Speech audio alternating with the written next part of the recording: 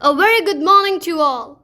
We heartily welcome all of you to the World Organization, United Nations General Assembly, the main policy-making organ of the organization, a benefiting platform to stimulate and refine skill sets of young delegates to take on global challenges for multilateral discussions of international issues, to stop war, to set up peace, to promote international relationship. I take this opportunity to accord a warm and cordial welcome to all the delegates and all other dignitaries who are present here. On this momentous occasion, it is our proud privilege and fortune to welcome honorable members of the management, reputable principal ma'am, respected in charge ma'am, and other worthy staff members. Sir and ma'am, we are immensely honored by your gracious presence. Your aura has lent a unique charm to the occasion. The UN was established by the Charter of the United Nations and the Statute of International Court of Justice on 26 June 1945. There were 51 founding members in 1945. Now, 24th October is globally celebrated as UN Day. Before United Nations, there was the League of Nations from 1920 to 1946, and 42 nations were the members of the League. The onset of the Second World War made it clear that League had failed in its primary purpose, that was to avoid any future world war. The UN organization replaced it after World War II and inherited a number of agencies and organs founded by the League. Today, we are here to conduct student simulation of United Nations General Assembly. We will be demonstrating an actual UN meeting to show you how countries all over the world come together to solve global issues. Ma'am, kindly grant us permission to start. Thank you, ma'am. Now over to the President. I declare open the session of the General Assembly. Before proceeding further, I would like to tell you all the motion to set the speaking time is 2 minutes. We now turn to the adoption of the agenda. The provisional agenda of the session is decided to be the Russia-Ukraine war to promote international relationships to set up peace. Due to the increasing tension of the situation, I will now deliver my remarks on the agenda. Excellencies, ladies and gentlemen, our world is in big trouble. Divides are growing deeper, inequalities are growing wider, challenges are spreading farther. But as we come together in a world teeming with turmoil, an image of promise and hope comes to my mind. In truth, it is multilateral diplomacy in action. The Black Sea Grain Initiative has opened the pathway for the safe navigation of dozens of ships filled with much-needed food supplies. We have a duty to act, and yet we are gridlocked in colossal global dysfunction. Turning to the Russian-Ukrainian war, we have seen appalling human sufferings and destruction in cities, towns, and villages, systematic bombardments that terrorize civilians. The Ukrainian people are enduring a living hell, and the reverberations are being felt worldwide with skyrocketing food, energy, and fertilizer prices, threatening to spiral into a global human crisis. The risks to global peace and security are immense. At the same time, conflicts and humanitarian crises are spreading, often far from the spotlight. The funding gap for a global humanitarian appeal stands at $32 billion, the widest ever. And now, our first speaker will be the Delegates of America. Delegates of America, would you like to have the floor? Yes. President, my fellow leaders, in the last year, our world has experienced great upheavals. A growing crisis in food, insecurity, floods, droughts, COVID-19, and a brutal, needless war. A war chosen by one to be very blunt. Excellencies, let us speak clearly and plainly. A permanent member of the UN Security Council invaded its neighbor, attempted to erase the sovereign state of Ukraine from the map. Excellencies, Russia has shamelessly violated the coordinates of the UN Charter and attacked on Ukraine to take the territory of their neighbor by force. Again, just today, President Putin has made over a nuclear threat against Europe and a reckless disregard for the responsibilities of non-proliferation regime. Now Russia is calling up more soldiers to join the fight. Putin claims that he had to act because Russia was threatened. But no one threatened Russia, and no one other than Russia sought the conflict.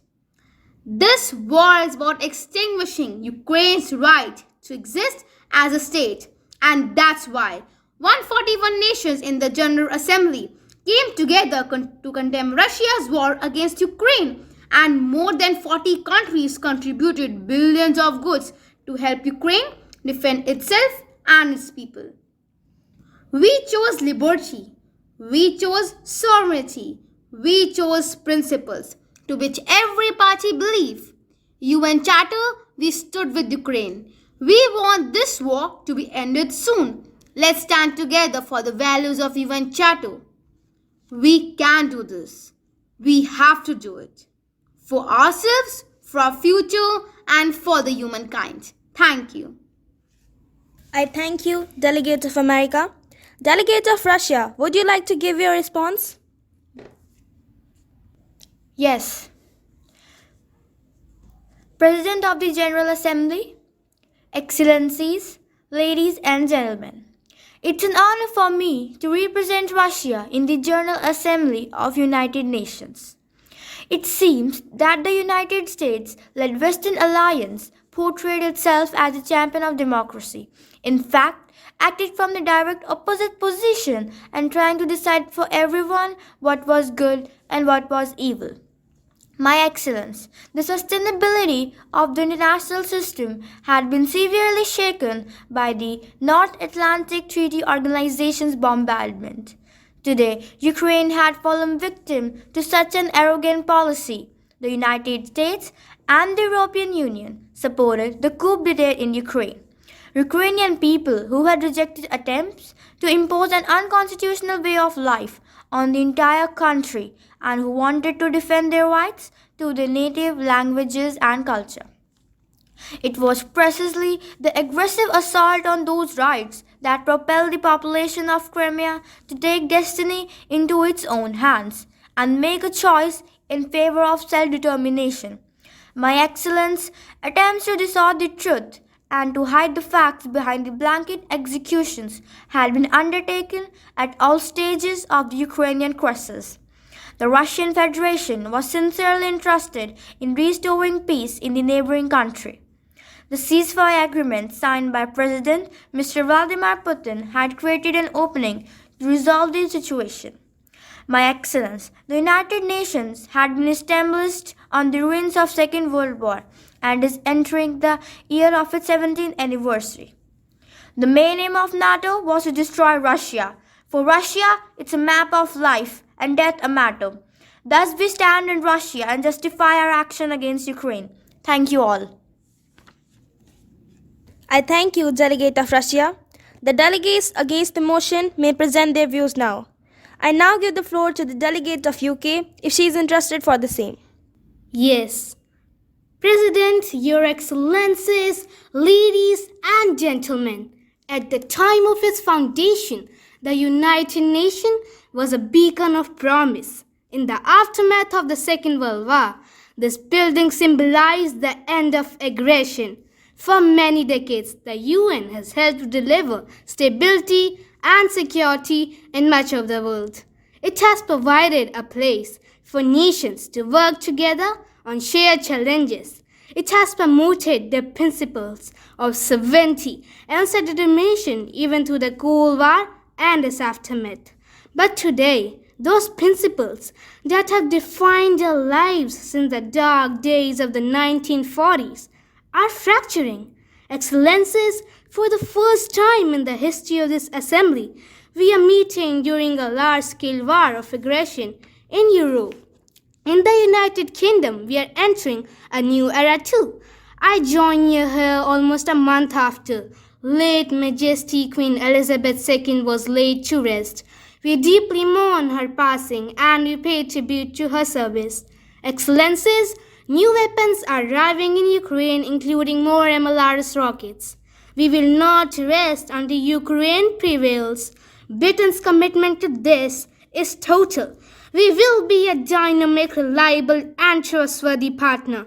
Together with our friends and allies around the world, we'll continue to champion freedom, sovereignty, and democracy. And together we can define this new era as one of hope and progress. Thank you. I thank you, Delegate of UK. Chinese delegate, if you would like to, you may represent your views now. Yes.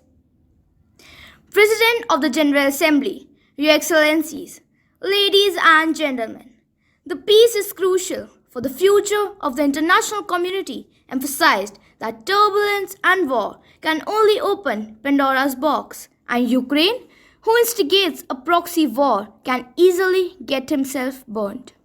To ensure human prosperity and advancement, the world must remain open and oppose exclusion. Noting that the world needs to embrace diverse cultivations, we emphasized that democracy and human rights should not be used as tools or weapons to achieve political ends. Excellencies, we must be sure that no country should abuse its power to bully other sovereign countries. We have laid out dozens of concrete steps to accelerate its implementation. As the world's largest developing country, China will continue to stand with all developing states that are no longer a silent majority in international or multilateral processes. Excellencies, referring to the country's Belt and Road Initiative, China has already signed cooperative documents with 149 countries and 32 international organizations. Turning to the war in Ukraine, we express support for all efforts conducive to its peaceful resolution. Therefore, we call all the parties to keep the crisis from spilling over and protect the legitimate rights and interests of developing countries. Our country would continue to work for peaceful reunification with sincerity. Any move to obstruct China's reunification is bound to be crushed by the wheels of history. Thank you. I thank you, Delegate of China. Japanese delegate, you may tell your viewpoints if you wish for the same. Yes. Excellencies, ladies and gentlemen, we stand at a historic watershed moment. 77 years have passed since the establishment of United Nations. Yet, we are still witnessing the devastation in Ukraine and around the world. What would the founders of United Nations, who would have demanded not repeat the scourge of World War? Think if they saw the challenges to the international order that we are facing. We have all gathered here at this assembly because we stand with the fundamental vision and principles of the UN Charter. The realization of international community where all member states unite to maintain peace and security, and where all people can enjoy economic and social development. Isn't it this what we are aiming for? However, we see today its foundation being gravely shaken. Russia's aggression against Ukraine is an act that tramples on the vision and principles of the UN Charter. What is crucial for any and all countries to be under the rule, not the rule by force, which we absolutely cannot allow. Excellencies, I hereby declare Japan's determination to realize the vision of United Nations. They are first, the reform of United Nations, including the Security Council, to return to the vision and principles of the UN Charter with the strengthening of UN's own functions. Second, the realization of United Nations that promotes the rule of law in the international community. The promotion of efforts based on the concept of human security in the new era. Excellencies, frequently debates about the dysfunctionality of the Security Council have been pointed out. We have debated about this issue for almost 30 years, but there can be no reform without negotiation. The General Assembly proved to be the sole universal organ that represents all member states, pointing us in the direction of international community's just cause. Thank you. I thank you, Delegate of Japan. Indian delegate, you are now recognized if you would like to have the floor. Yes. Excellencies, it is my honor to speak in front of the distinguished members of the General Assembly on behalf of India. I bring to you the greetings of 1.3 billion plus people from the world's largest democracy. We meet at a challenging times for the world order. The session's theme, a watershed moment, transformative solutions to interlocking challenges, seeks to capture its seriousness. This year, 2022, is an important milestone in India's journey towards growth, development, and prosperity. Excellencies, India is celebrating 75 years of its independence, what we call Azadi Ka Amrit Mahotsav. This new India, under the visionary and dynamic leadership of Prime Minister Narendra Modi, is a confident. Its agenda will be achieved through the 5 pledges that we committed to on our Independence Day. Number 1, we are resolved to make India a developed country in the next 25 years. Number 2, we will liberate ourselves from a colonial mindset. Number 3, our rich heritage will be a source of pride and of a strength. Number 4, we will promote greater unity and solidarity. Number 5, we will instill consciousness of duties and responsibilities. Excellencies, India will be completing its tenure as a member of the Security Council this year. In our term, we have acted as a bridge on some serious but divisive issues confronting the Council. President, therefore, let us strive to return to the course of seeking peace, progress, and prosperity. Thank you. I thank you, Delegate of India. Australian Delegate, you may represent your viewpoints if you wish for the same. Yes. President, it is my honor to speak on behalf of Australia in this venerated General Assembly, hall that signifies so much to the world's people. This is the only place where the whole world has agreed to come together for recognizing that we can only solve our biggest problems together, recognizing that progress and development are preconditions for peace.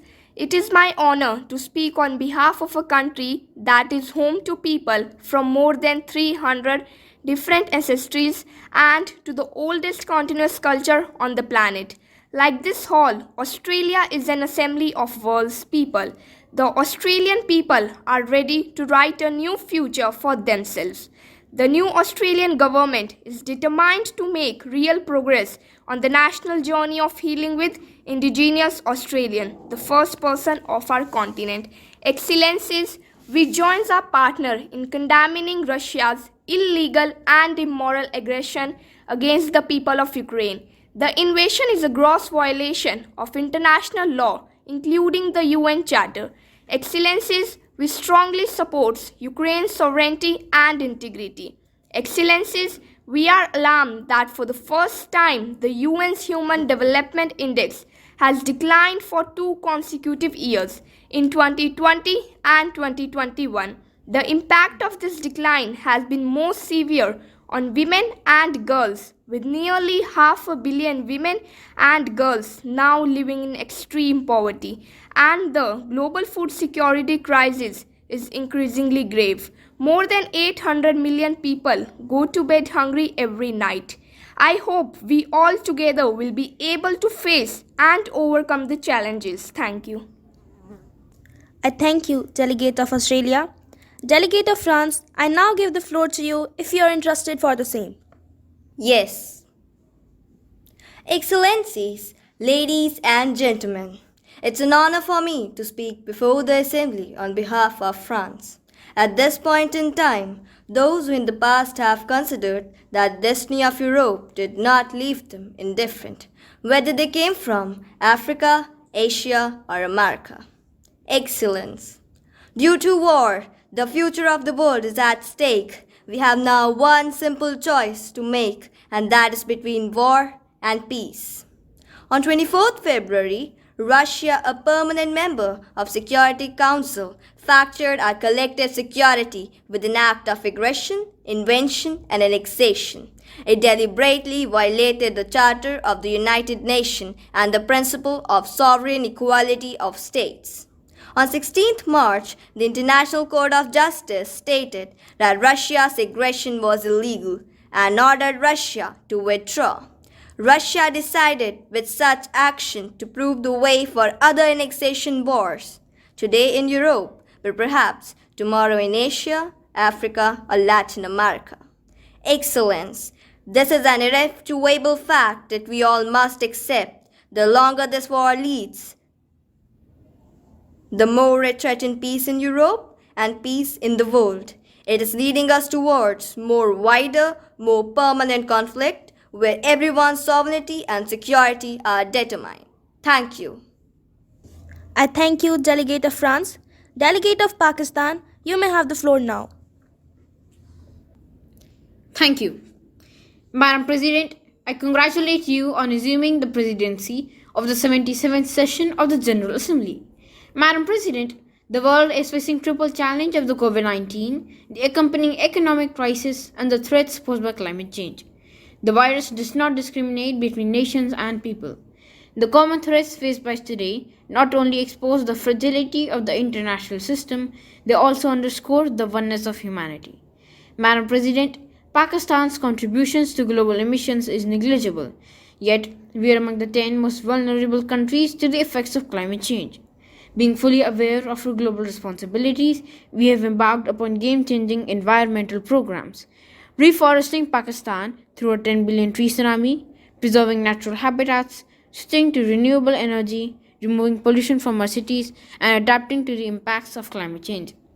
Madam President, to address the triple crisis of the COVID pandemic, economic downturn, and climate emergency, we need a comprehensive strategy that should include 1. Vaccine equity. 2. Adequate financing must be made available to developing countries. 3. We must adopt clear investment strategies which will help alleviate poverty, promote job creation, build sustainable infrastructure, and bridge the digital divide. I propose that the Secretary General convene an SDG summit in 2025 to review and accelerate implementation of sustainable development goals. I end, Madam President, by urging everyone that this is a critical time for Afghanistan. We cannot waste time. Humanitarian assistance has to be given there immediately. The Secretary General of the United Nations has taken bold steps. I urge you to mobilize the international community and move in this direction. Thank you. I thank you, Delegate of Pakistan. We have heard our last speaker for the debate, and now I would like to ask you all some questions based on our agenda to conduct the voting.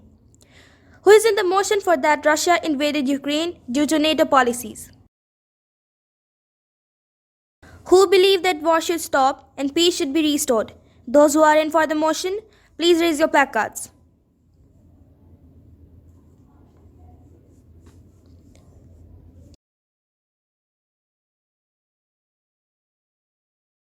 The result of the votes is as follows. Those who are in the motion, 3 countries. Those who are against, 5 countries. Abstentions are 2 countries. The recognition proposing the withdrawal of Russian troops from Ukraine is hereby adopted. The General Assembly has concluded. The meeting is dismissed. Thank you. The UN is our one great hope for a free and peaceful world. Our school, Pratap Public School, tried to simulate the UN General Assembly. Hope our small efforts were enjoyed by you. Thank you.